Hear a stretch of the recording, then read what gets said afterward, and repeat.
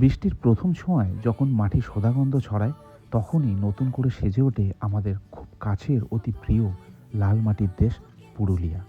এই বর্ষাকালে পুরুলিয়াকে শুধু চোখে দেখা যায় না, তাকে অনুভব করতে হয় বৃষ্টির ফোঁটায়, পাহাড়ের হাওয়ায়, ঝর্ণার শব্দে। এই চেনা জায়গাটিকে অচেনা মনে হবে এই বর্ষাকালে। তাই বর্ষাকালের ছুটির সুযোগকে কাজে লাগিয়ে বেরিয়ে পড়লাম এই চেনা জানা পুরুলিয়াকে আবারও আবিষ্কার করতে। এইভাবেই বৃষ্টি, পাহাড়, ঝর্ণা, লালমাটি আর বাঙালিয়ানায় ভরা দুরাত 3 দিনের বর্ষার পুরুলিয়া ভ্রমণের গল্প শোনাবো আপনাদেরকে। তাহলে আর দেরি কিসের? চলুন সবাই মিলে বেরিয়ে পড়ি বর্ষার পুরুলিয়াকে এক্সপ্লোর করতে।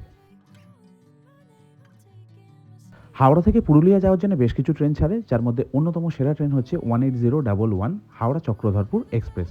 প্রতিদিন রাত 11:30টার সময় ছাড়ে। তো এই ট্রেনটা ধরে আমরা হাওড়া থেকে রওনা দিই পুরুলিয়ার উদ্দেশ্যে।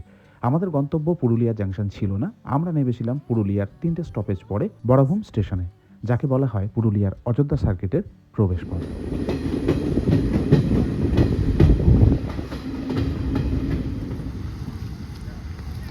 তো গতকাল রাত 11:30 হাওড়া চক্রধরপুর এক্সপ্রেস ধরে আমরা এই নেমে গেছি পুরুলিয়া রঘুনাথপুরের এই বড়াভূম স্টেশনে।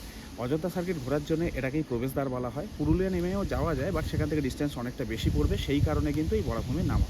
তো বাইরে আমাদের গাড়ি অপেক্ষা করছে, ড্রাইভারের নাম্বার কালকে রাতেই শেয়ার করে দেওয়া হয়েছিল আমাদেরকে, আমরা কল করে নিয়েছি, যাব গাড়ি করে আমাদের আস্তানায়। আস্তে আস্তে সমস্ত গল্প আপনাদের সাথে শেয়ার করতে চলেছি এই পুরুলিয়া ট্রিপে, বলা ভালো বর্ষার পুরুলিয়া ট্রিপে।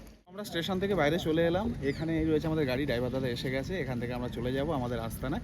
তার আগে আমি একটু দেখিয়ে দিই, এই বড়াভূম স্টেশন যারা রিসেন্ট পাস্ট দেখেননি, যেরকম আমি দেখিনি, পুরো সম্পূর্ণরূপে চেঞ্জ হয়ে গেছে। প্ল্যাটফর্মও পুরো পরিবর্তন হয়ে গেছে, তার সঙ্গে এই পুরো বাইরে চলছে। ঠিক আছে, তো এবার বেরিয়ে পড়ি আমাদের আস্তানার উদ্দেশ্যে। প্রথমে গাড়িতে উঠেই আমরা ড্রাইভার দাদার সঙ্গে একটু পরিচয় পর্ব সেরে নিলাম, তারপরে তার সঙ্গে বেশ খাতির করে নিলাম, কারণ বাকি 2-3টে দিন তার সাথেই আমাদের ঘুরতে হবে। তিনি আমাদের ড্রাইভার কাম গাইড। বলরামপুর জঙ্গল, পাখি, পাহাড় এই সমস্ত এলাকা অতিক্রম করে আমরা এসে পৌঁছালাম অযোধ্যা মোড়ে, যেখানে রয়েছে আমাদের এই হোমস্টে। বড়াভূম স্টেশন থেকে মোটামুটি 25 কিলোমিটার মতন জার্নি করে আমরা চলে এসেছি আমাদের হোমস্টেতে। পিছনে রয়েছে আমাদের হোমস্টের লোকেশন যদি বলতে হয়, অযোধ্যা পাহাড়ের পাদদেশে, একদম অযোধ্যা মোড়ে। ঠিক আছে, ভিতরে যাব, রুম দেখাবো, বাকি সমস্ত কিছু আপনার সাথে শেয়ার করতে থাকবো। তো চলুন ভিতরে যাই। তো আমরা চলে এসেছি আমাদের এই হোমস্টে মহুল পলাশের একদম টপ ফ্লোরে, যেখানে আমাদের রুম রয়েছে। এখানে টোটাল 5টা রুম রয়েছে, তার মধ্যে একটি রুম আমাদের দেওয়া হয়েছে। রুমে আমি যাব, তার আগে এখানকার পরিবেশটা আপনাদের একটু দেখাই। ব্যালকনি থেকে যা ভিউ রয়েছে না, অসামান্য, দেখিয়ে দিচ্ছি। এই হচ্ছে ব্যালকনি, আর এখান থেকে ভিউটা দেখুন, অযোধ্যা পাহাড়ের রেঞ্জ, বর্ষাকাল, সব কিছু মিলে দুর্দান্ত একটা পরিবেশ। এদিকে আরও রুম রয়েছে, আর এই হচ্ছে আমাদের রুম, চেমটাবুরু আমাদের রুমের নাম। আপনাদের রুমটা একটু দেখিয়ে দিচ্ছি। এখানে 2টো বেড রয়েছে, একটি বড় বেড দেখতে পাচ্ছেন, আর একটি ছোট বেড রয়েছে। এখানে একটি টেবিল রয়েছে, এসি রয়েছে, সিলিংটা একটু দেখিয়ে দিই, আর এখানে রয়েছে মিরর, আর এখানে রয়েছে ওয়াশরুম। এই হচ্ছে ওয়াশরুম। এই হচ্ছে আমাদের আস্তানা। তো মোটামুটি আপনাদের দেখিয়ে দিলাম আমরা কোথায় আছি, আমরা মোটামুটি এখানে কদিন কাটাবো, আমাদের সমস্ত অভিজ্ঞতা আপনাদের সঙ্গে শেয়ার করব। আপাতত জাস্ট এলাম, এসে আমাদের রুমটা কেমন এবং এখান থেকে ভিউ কেমন, পরিবেশ কেমন সেটা দেখালাম। আস্তে আস্তে এখানকার খাবার দাবার থেকে শুরু করে কিভাবে প্যাকেজটা আমরা প্ল্যান করছি, সমস্ত কিছু আপনাদের সাথে শেয়ার করতে থাকবো। তো জাস্ট আমরা এসে একটু ফ্রেশ হলাম, চা খেলাম, এবার এসে গেছে আমাদের ব্রেকফাস্টে কী আছে সেটা আমরা দেখাচ্ছি। তার সঙ্গে যে জায়গায় বসে আমরা ব্রেকফাস্ট করছি সেটা তো অনবদ্য এসেই দেখিয়েছি। তো প্রথমে ব্রেকফাস্টে কী আছে সেটা দেখিয়ে দিচ্ছি। আলু কালো জিরের তরকারি রয়েছে একটা, আর এখানে রয়েছে পুরি, এখানে জিলিপি রয়েছে, ডিম সেদ্ধ, আর তার সঙ্গে এই পরিবেশ। তো এরকম জায়গায় বসে আমরা ব্রেকফাস্ট করছি, আর এই হচ্ছে আমাদের ব্রেকফাস্টের মেনু।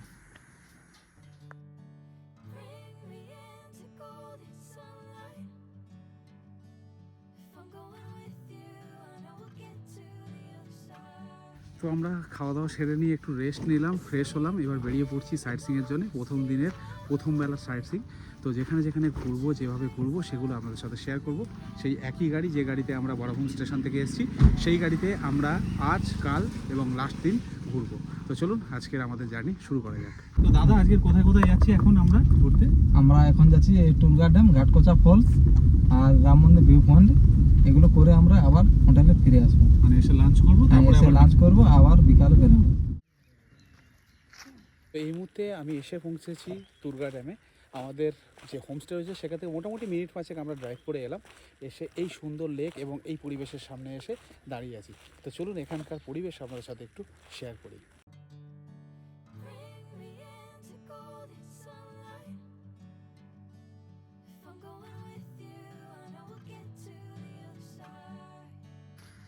তো আমরা ছিলাম তুরগা ড্যামের সামনে।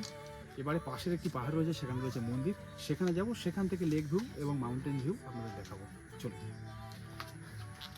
এখান থেকে একটু দেখাই। ওই রয়েছে আমাদের গাড়ি, এখান থেকে সিঁড়ি রয়েছে, যে কেউ আপনারা আসতে পারবেন উপরে, প্রবলেম কিছু নেই। যদি খুব বেশি সমস্যা কিছু না থাকে তো ঠিক আছে। মোটামুটি এসেই গেছি।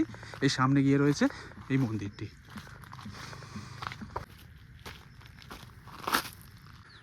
তো এখানে রাম মন্দির রয়েছে, দেখতে পাচ্ছেন। ভগবান শ্রীরাম, ভগবান লক্ষ্মণ এবং সীতামা রয়েছে। দারুণ একটি মন্দির। আর মন্দিরের সঙ্গে সঙ্গে এখান থেকে দারুণ একটা ভিউ পাবেন আপনারা। আর এই দিক দিয়ে আমরা এলাম। এই হচ্ছে তুরগা ড্যাম আর এই মাউন্টেন রেঞ্জ, আর এদিকে অযোধ্যা পাহাড়ের অবশিষ্ট অংশ।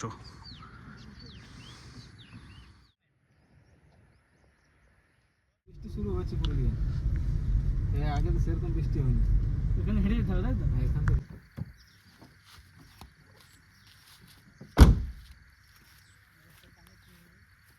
তো আমরা তুরগা ড্যামের ওখানে ছিলাম, সেখান থেকে আমরা চলে এসেছি ঘাটকোচা ওয়াটারফল। জাস্ট মিনিট 5 দূরত্ব। জাস্ট গাড়িটা ঘুরে এসে এদিকে এলো, মানে অপোজিট দিকে ছিলাম, অপোজিট দিকে এলাম। তো চলুন গিয়ে আপনাদের দেখাই ঘাটকোচা ওয়াটারফল। তো মোটামুটি ওই দূরে আমরা দেখতে পাচ্ছি ওয়াটারফল। ফাইনালি এসে পৌঁছালাম ঘাটকোচা ওয়াটারফল। এটা জাস্ট নিচের পোর্শনটা, উপরের পোর্শনটা ওখানে রয়েছে। যাওয়া যাবে কি না জানি না, তবে একটা কথা বলতে পারি, এই যে পাহাড়ের গা বেয়ে ট্রেক করে এলাম, বিফলে গেল না।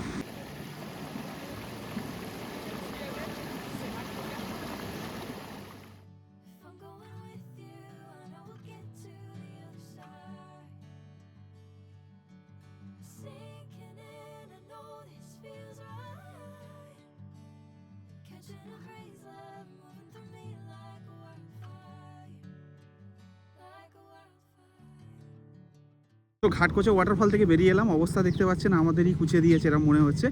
কষ্ট হবে, কিন্তু যদি যেতে পারছেন না, অনবদ্য একটা অভিজ্ঞতা নিয়ে ফিরবেন।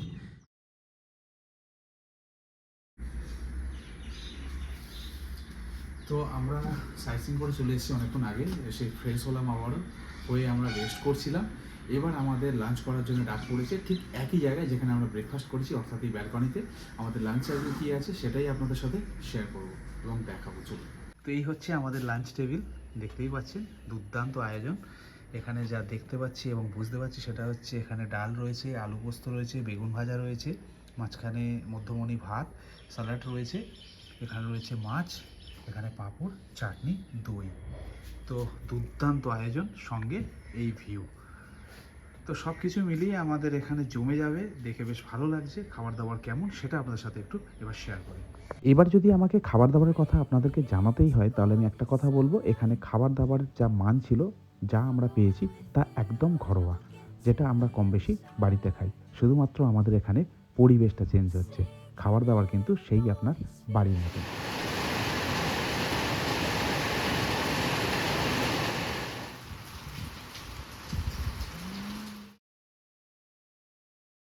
এখন ঘড়িতে সময় হচ্ছে বিকাল 4টে বেজে 10 মিনিট মতো হয়েছে, পুরো 4টে না। তো বৃষ্টি হচ্ছিল, বৃষ্টির কারণে আমরা আমাদের বিকেলে যে সাইট সিইং রয়েছে, খয়রাবেড়া গ্রাম, তারপরে চরিতা গ্রাম, সেটা করতে পারছিলাম না। তো এখন আকাশ পরিষ্কার হয়েছে, এই দুটো স্পট আজকের আমরা ঘুরে আসবো।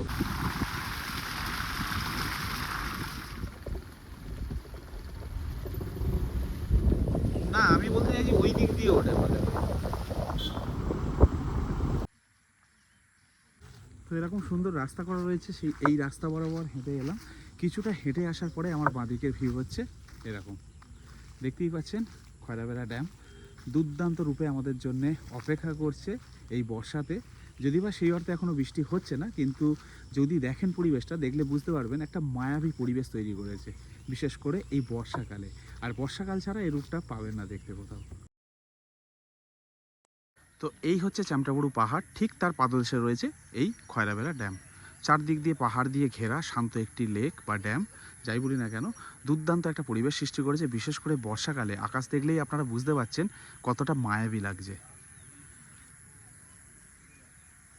দেখতে পাচ্ছেন সেকেন্ডের মধ্যে আকাশ কেমন পরিবর্তন হচ্ছে।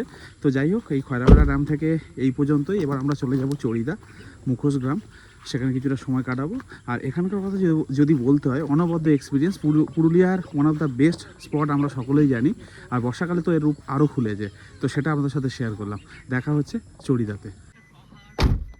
খয়রাবেড়া থেকে আমরা এবার সোজাসুজি চলে আসব চড়িদা। আমরা এই খয়রাবেড়া যাওয়ার সময় চড়িদা পার করেই গিয়েছিলাম। যেহেতু আকাশের মুখ ভার ছিল, সেই কারণে আমরা প্রথমে খয়রাবেড়া গিয়েছিলাম, তারপরে চড়িদায় ঘুরে আসি।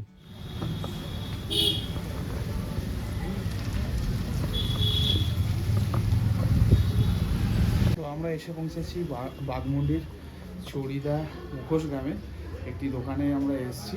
এখানেই এনারা বানান, এই মুহূর্তে কেউ নেই দোকানে, কিন্তু যা বানানো রয়েছে সেটা আপনাদের একটু দেখাই।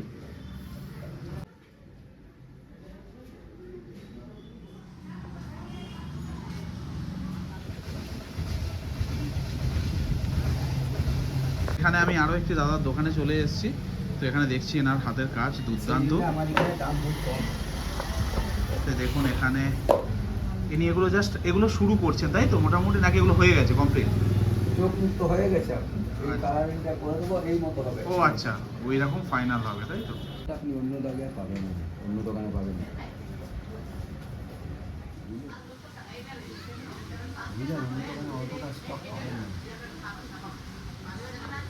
তো এখানে আমি আরও একটি ভাইয়ের দোকানে আছি।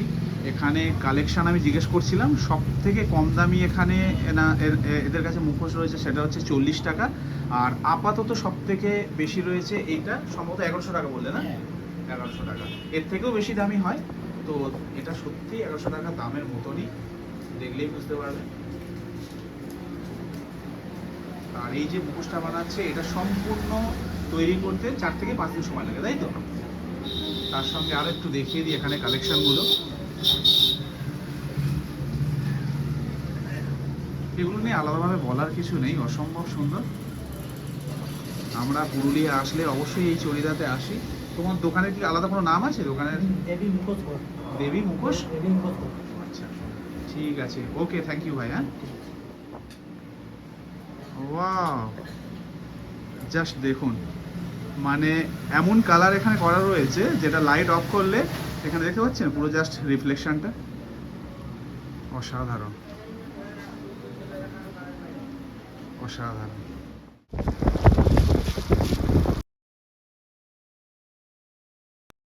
তো আমরা কিছুক্ষণ হয়েছে ঘুরে এসেছি, এসে জাস্ট রেস্ট নিচ্ছিলাম। তার মধ্যে আমাদের এখানে এসে গেছে ইভিনিং স্ন্যাক্স, দেখিয়ে দিচ্ছি কি আছে। এটা ইউনিক একটা জিনিস, আমি বাড়িতে খুবই খাই। এখানে মুড়ি রয়েছে, তার সঙ্গে দাদা এটা কি পকোড়া আছে গো? আলু পকোড়া রয়েছে, আমাদের 2 প্লেট দেওয়া রয়েছে, তার সঙ্গে এখানে চা রয়েছে। তো মুড়িটা আমার খুবই পছন্দের, আমার মনে হয় অনেকেরই পছন্দের। এটা সব জায়গায় দেওয়া হয় না, বাট এটা এখানে পেয়ে খুবই ভালো লাগছে। আর বিশেষ করে এরকম একটা বর্ষাকালে, মানে এরকম একটা সময় আর কি। যাই হোক, মোটামুটি এই হচ্ছে আমাদের ইভিনিং স্ন্যাক। তো এখন ঘড়িতে সময় হচ্ছে 8:50, আর আমি এসেছি আমাদের হোমস্টের ব্যালকনিতে। বাইরের পরিবেশটা দেখতে তো কিছু পাবেন না, জাস্ট শুনুন।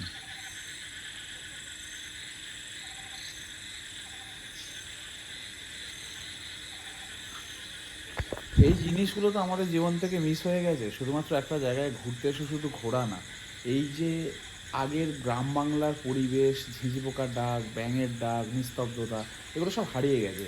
তো এখানে আসলে এই জিনিসগুলো অনুভব করতে পারা যায়। তো এটাও একটা ব্যাপার, এই জিনিসগুলো হারিয়ে গেছে, এই জিনিসগুলো আমাদের জীবনে অ্যাড হচ্ছে যদি ঘুরতে এসে, তাহলে আমার মনে হয় তার থেকে ভালো কিছু আর হতে পারে না। তো যাই হোক, এবার কাজের কথা বলি। এবার আমরা যাব ডিনারে এখানে চিকেনের ব্যবস্থা থাকে রাতে, যেরকম হোমস্টেতে হয় আর কি। তো সেই ফরম্যাটেই কিন্তু এখানে সমস্ত কিছু সাজানো রয়েছে, সেটা আপনার সাথে শেয়ার করছি কিছুক্ষণের মধ্যে। তো এসে গেছে আমাদের ডিনারে আজকের আছে আমাদের এখানে চিকেন কষা, আলু ভাজা, ডাল, আমি নিয়েছি রাইস, আর আশিক নিয়েছে হচ্ছে রুটি। তো এই হচ্ছে ডিনার। আর আমরা ঘরে খাবো বলেই ঠিক করেছি, এখানেই সব অ্যারেঞ্জমেন্ট হবে, টেবিল ফেবিল দিয়ে দেবে, তো সেই মতন আমরা এখানেই বসছি। যে আমরা রুমে বসে খাচ্ছি বা আমরা যা মানে বাইরে হোক বা রুমে হোক সব কিছু কিন্তু এই দাদা সমস্ত কিছু অ্যারেঞ্জ করে দিচ্ছে প্রথম থেকেই খুব ভালোভাবে। আমরা বললাম বাইরে ঠান্ডা খাওয়া দিচ্ছে, ঘরেই খাই, তো সেটাও ব্যবস্থা করে দিল সমস্ত কিছু, আর সঙ্গে এই দুর্দান্ত খাবার দাবার। যাই হোক, প্রথম রাউন্ড আমার শেষ, মানে খাওয়া দাওয়ার কথা বলছি, খেয়ে দিয়ে আমার অবস্থা খারাপ। কতটা ভালো হয়েছে রান্না আমি সেটা আপনাদের দেখালে বুঝতে পারবেন। এটা দেখানো উচিত না, বাট তবু দেখাচ্ছি। তো এই হচ্ছে আমার প্লেট, আর লাস্টে এখানে এসে গেছে মিষ্টি। আমি এখন রুটির জন্য ওয়েট করছি। আমার ভাত সম্পূর্ণরূপে শেষ, 1 পিস মাংস বেঁচেছে, পরিমাণ যথেষ্ট দিয়েছে, মানে যথেষ্ট বেশি দিয়েছে, তার সঙ্গে খাবার দাবারের গুণগত মান সব কিছু কিন্তু দুর্দান্ত। আমি খাবার দাবারের কথা বলি না ভিডিওতে, খেতে খেতে তো বলি না, দেখাইও না, পরে বলে দিই কেমন কী ছিল। বাট এখানে সত্যি এত ভালো খাবার দাবারের গুণগত মান, তার সঙ্গে যে পরিমাণ মানে কোয়ান্টিটি, সব কিছু মিলে কিন্তু দুর্দান্ত।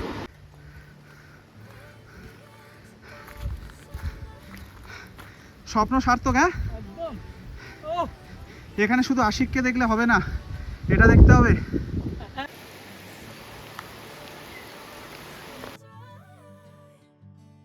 আমাদের এই বর্ষার পুরুলিয়া ভ্রমণের প্রথম পর্ব এখানেই শেষ করছি। হ্যাঁ, আপনাদের অনেক কিছু জানার বাকি রয়েছে, তেমনই আমার অনেক কিছু বলার বাকি রয়েছে। সে গল্প বলবো পরের পর্বে।